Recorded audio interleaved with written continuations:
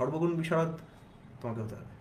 তুমি লিখবে, কেষ্টতাকে বলছেন তুমি লিখবে, তুমি যাবে, তুমি দেখতে যাবে কার্পেন্টারি ওখানে কী কাজ হচ্ছে, আসবে, তাই তোমার লেখার কোয়ালিটিও বাড়বে, ব্যায়াম করবে, চাষ করবে, তারপরে এসে আবার লিখবে, আবার রাতে পড়বে, নামধান করবে, আমার কাছে আসবে, ঠিক করে নেবে, আবার গিয়ে লিখতে বসবে। ঘুমোবে না মানুষ? সেটা ঘুমিয়ে নেবে তার ফাঁকে টাইম করে। এসব খোঁজে না লোকজন যারা কাজ করতে চায়।